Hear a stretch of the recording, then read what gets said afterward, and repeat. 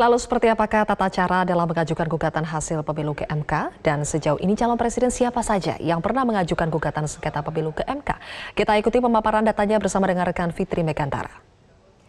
Ya, Zilvia Iskandar dan juga pemirsa, sebetulnya penyelesaian sengketa hasil pemilu ini sudah jelas tegas diatur dalam Undang-Undang 1945 dan Undang-Undang Pemilu, di mana mekanisme yang dipilih adalah peradilan melalui MK. Tujuannya agar perbedaan pendapat hasil pemilu tidak kemudian berubah menjadi konflik politik yang nantinya akan berujung pada kebuntuan konstitusional, melainkan kemudian diselesaikan secara objektif dan juga rasional. Dan kembali kita melihat bagaimana sebetulnya undang-undang ataupun regulasi yang telah mengatur mengenai penyelesaian sengketa hasil pemilu ini ada di pasal 24C ayat 1 Undang-Undang 1945 yang mengatakan MK berwenang mengadili dan memutus sengketa kewenangan seperti pembubaran parpol dan perselisihan tentang hasil pemilu. Sementara itu di pasal 473 hingga 475 Undang-Undang Pemilu mengatakan perselisihan penetapan perolehan suara hasil pemilu presiden dan wapres secara nasional meliputi penetapan perolehan suara yang dapat mempengaruhi penetapan hasil pemilu.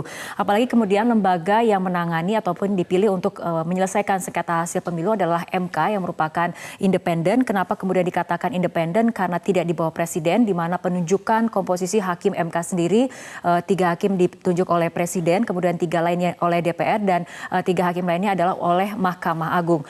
Untuk MK sendiri sebetulnya sudah memiliki pengalaman yang cukup panjang untuk menangani berbagai sengketa hasil pemilu mulai dari pilkada hingga pilpres, dan sepanjang sejarah pilpres digelar memang pihak yang tidak ataupun keberatan dengan hasil pemilu yang telah ditetapkan oleh KPU mengajukan gugatannya ke MK.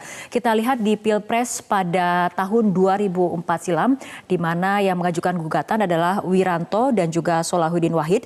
Mereka menggugat KPU karena merasa telah kehilangan sekitar 5 juta suara di 26 provinsi, namun MK menolak gugatan karena klaim mereka tidak dapat dibuktikan.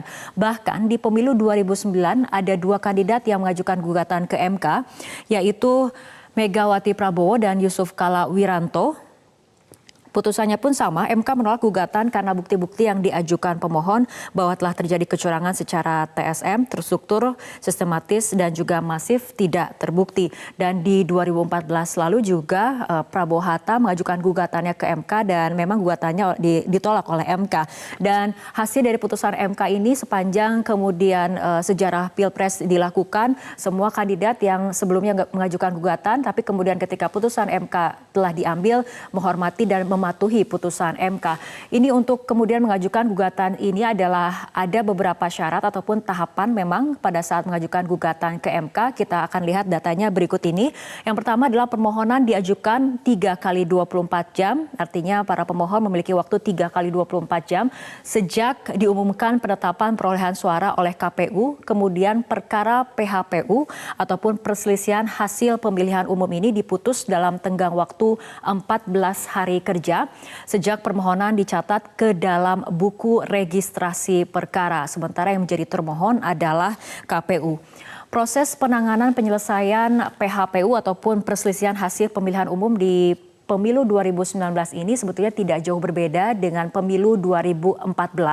Yang berbeda adalah di pemilu 2019 ini memang pemilihan legislatif dan pemilihan presiden dilakukan secara bersamaan atau serentak dan mengacu pada putusan MK nomor 5 tahun 2018 di mana penyelesaian Pilpres akan lebih diutamakan ataupun diselesaikan terlebih dahulu dibandingkan dengan pemilihan legislatif. Ya, Zilvia dan juga pemirsa, itu tadi pemaparan data bagaimana kemudian gugatan bisa diajukan ke MK bagi pihak-pihak yang merasa keberatan dengan hasil pemilu yang ditetapkan oleh KPU. Intinya adalah mekanisme yang diambil adalah mekanisme yang konstitusional. Kembali ke Anda, Zilvia Iskandar. Baik, terima kasih Fitri Megantara atas pemaparan Anda.